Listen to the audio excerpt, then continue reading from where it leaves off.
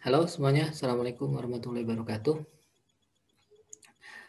Pada video kali ini, saya akan menjelaskan tentang penulisan tugas akhir di bab 4 ya.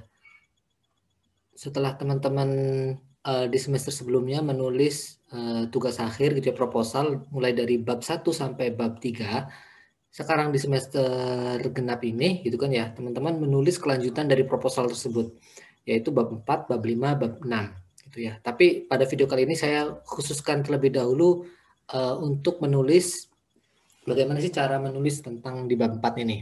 Oke, teman-teman, saya punya beberapa catatan gitu ya, bagaimana tentang terkait penulisan di bab 4 gitu kan ya. Jadi bab 4 itu sebenarnya kalau teman-teman lebih agak jeli gitu kan ya. Bab 4 itu sebenarnya kelanjutan dari bab 3. Kalau teman-teman bisa lihat di sini gitu kan ya. Di sini saat sistematika penelitian gitu kan ya. Teman-teman sudah menuliskan sebenarnya itu tahapan-tahapannya itu apa gitu kan ya. Jadi tahapan-tahapan dari eh, penelitian atau tugas akhir itu sebenarnya sudah teman-teman tulis di bab 3 gitu ya. Ada sistematika penelitian. Nah, bab 4 itu sebenarnya kelanjutan dari bab 3. Ya. Jadi teman-teman menulis apa itu kan ya kemudian sebenarnya di bab 4 itu ya sudah ada di bab bab 3 gitu ya. Oke, tapi saya lebih perinci saja, lebih detail, saya lebih jelaskan apa sih sebenarnya yang teman-teman harus tulis itu ya di bab 4. Oke. Sebelumnya mungkin di bimbingan saya kali ini ada beberapa peminatan ya.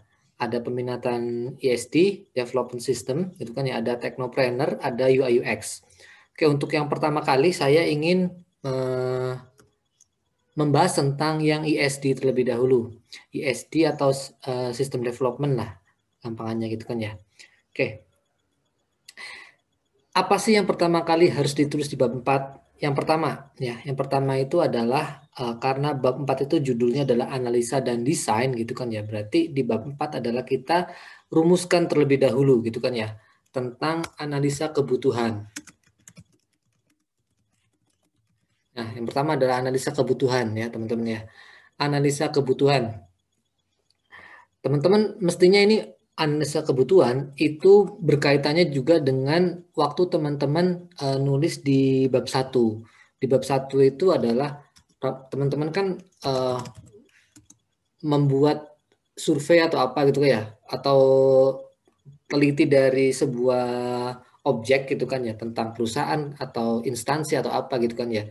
Nah, saat di bab 1 itu kan sebenarnya apa sih permasalahan atau latar belakang gitu kan ya yang ada di perusahaan atau instansi atau survei gitu kan ya. Kalau di bab 1 itu adalah permasalahannya apa gitu kan ya. Nah, sekarang di bab 4-nya gitu kan ya. Analisa terkait apa sih yang harus dibutuhkan. Jadi misalkan awalnya sebuah sistem itu manual gitu kan ya. Merekapnya masih pakai kertas atau apa gitu kan ya. Nah, kemudian di bab 4 ini ya teman-teman analisa kebutuhan. Kebutuhannya apa sih yang ada di perusahaan atau instansi itu gitu kan ya, seperti itu. Di objek penelitian. Nah, jadi analisa kebutuhannya terlebih dahulu nih apa gitu kan ya. Nah, analisa kebutuhan itu gitu kan ya. Itu ada kalanya dengan bisa ada teman-teman melampirkan proses bisnis existing gitu kan ya, perbaikan perangkat TI pada suatu perusahaan atau instansi tersebut gitu ya. Jadi proses bisnis yang existingnya seperti apa gitu. Nah seperti ini misalkan ya. Jadi teman-teman bisa lampirkan proses bisnis existingnya di perusahaan tersebut atau di objek penelitian tersebut itu seperti apa gitu. Nah seperti ini gitu misalkan ya. Proses bisnis existing pelaporan kendala di IT gitu kan ya. Seperti ini teman-teman bisa tuliskan. Oke, atau kalau mungkin ini kalau zaman dulu ya, tahun sebelumnya gitu ya. Jadi analisanya itu apa gitu? Analisanya waktu itu ini kakak tingkat kalian itu jadi eh, sambil survei gitu kan ya. Apa sih gitu ya analisanya gitu yang paling penting gitu kan ya.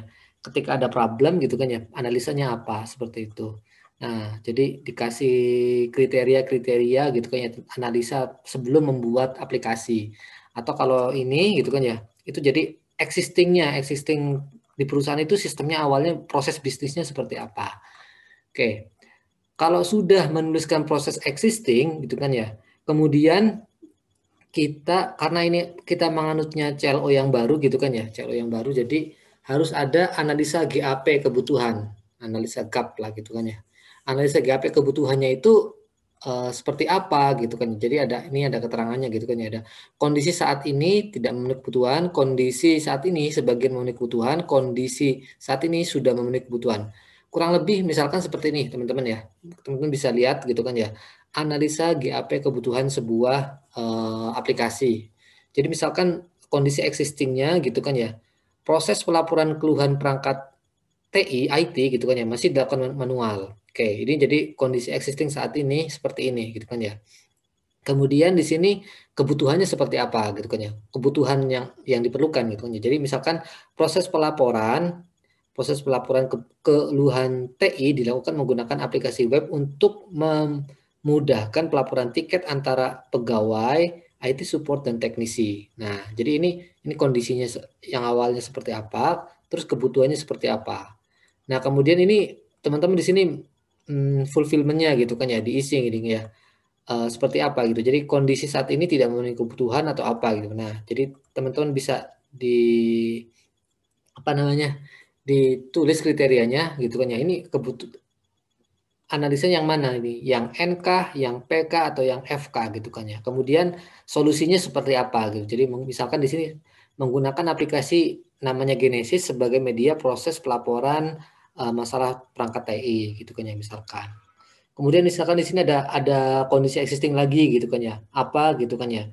Misalkan masih menggunakan media kertas sehingga untuk menyimpan, melakukan rekap keluhan. Nah, di sini adalah kebutuhannya adalah aplikasi yang dapat menampung semua laporan keluhan yang masuk dalam aplikasi gitu kan. Misalkan fulfillment-nya N lagi gitu kan ya. Kemudian, nah solusinya apa? Solusinya membuat fitur yang dapat menampung semua keluhan yang masuk gitu kan ya. Jadi semua apa namanya kondisi existing dan kebutuhannya ditulis dalam analisa GAP ini gitu kan ya, dikasih solusinya apa.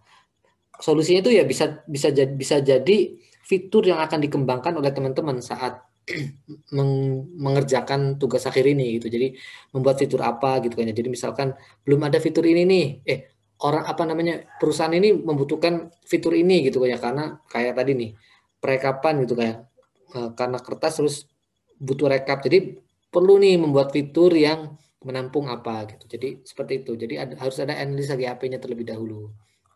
Oke. Direkap gitu kan ya, ditulis semua analisanya. Misalkan di sini ada 5 nih sesuai kebutuhannya gitu kan ya.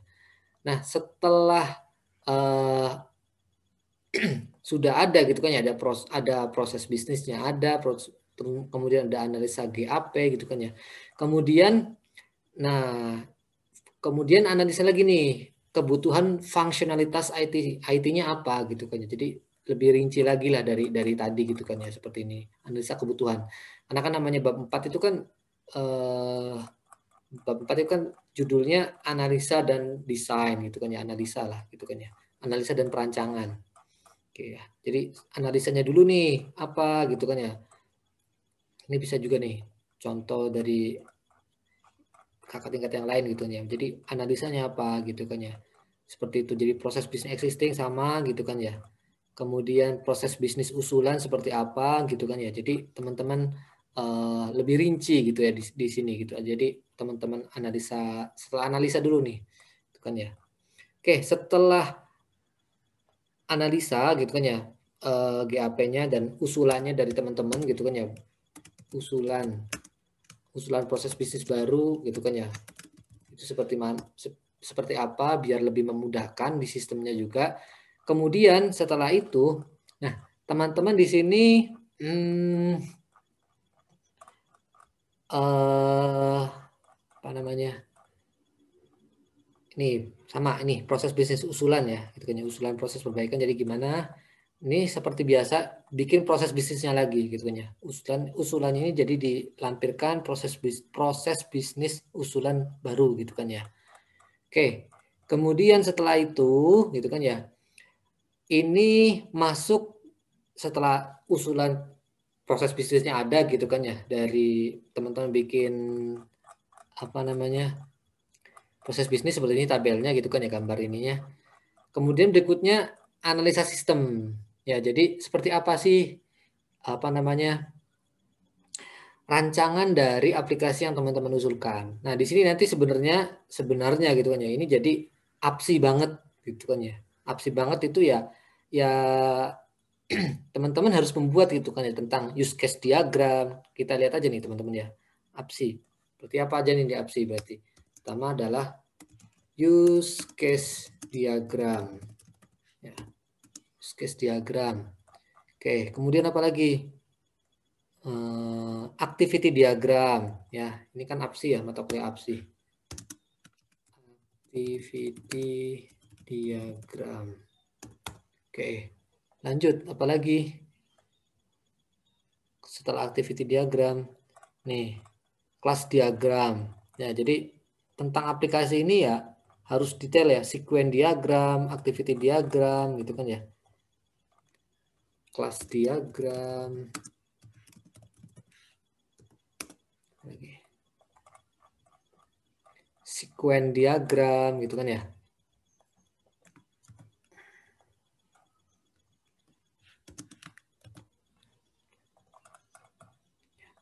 Pokoknya ini APSI banget lah. Activity diagram, use case, ya, entity dia, IRD, entity relationship diagramnya.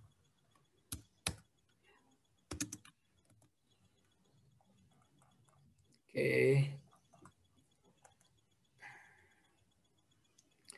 Kemudian state transisi, deployment diagram dan macam-macam ya. Intinya adalah desain dari setelah teman-teman analisa gitu kan ya. Setelah teman-teman analisa, kemudian apa sih kebutuhannya gitu kan ya. Jadi singkatnya ya seperti ini. Jadi tadi apa lagi? Oh sorry, deployment ya. Deployment diagram. Ya. Pokoknya di sini APSI lah. Komponen-komponen dari APSI apa aja gitu kan ya. Use case diagram, activity diagram, class diagram, sequence diagram, dan macam-macam gitu. Jadi setelah menganalisa kebutuhan ya, kebutuhannya apa nih dari sebuah perusahaan atau instansi atau objek penelitian gitu kan ya.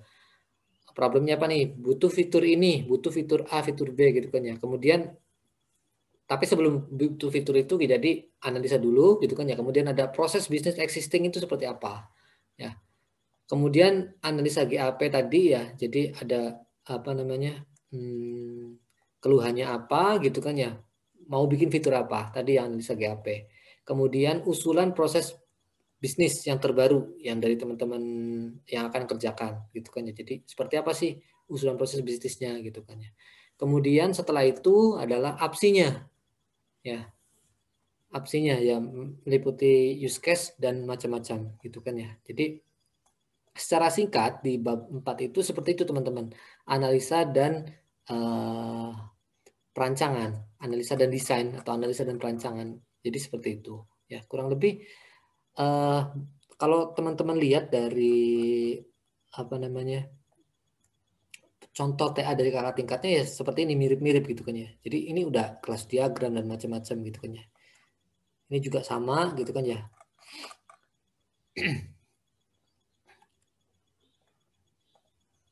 Nah, analisa dan perancangan gitu kan ya. Analisanya apa nih gitu kan ya. Proses business existing, analisa GAP gitu kan ya. Seperti ini. Analisa kebutuhannya apa gitu kan ya. Seperti itu. Kemudian di sini lanjut use case, lanjut apa lebih detail gitu kan ya. Sesuai yang teman-teman kerjakan. Ya, seperti itu. Jadi analisa dan desainnya seperti itu. Oke. Oke, mungkin untuk yang peminatan ISD gitu kan ya, saya rasa penjelasan tentang bab 4-nya itu cukup ya teman-teman ya. Jadi untuk peminatan ISD cukup. Baik untuk video kali ini, untuk penjelasan tentang bab 4 peminatan ISD gitu kan ya. Saya cukupkan dulu, nanti kita jumpa lagi di video berikutnya gitu kan. Saya akan membahas tentang bagaimana perbedaan untuk tambahan yang peminatan teknopreneur gitu kan ya. Baik, saya akhiri. Terima kasih sudah menonton video ini. Kurang lebihnya mohon maaf. Selamat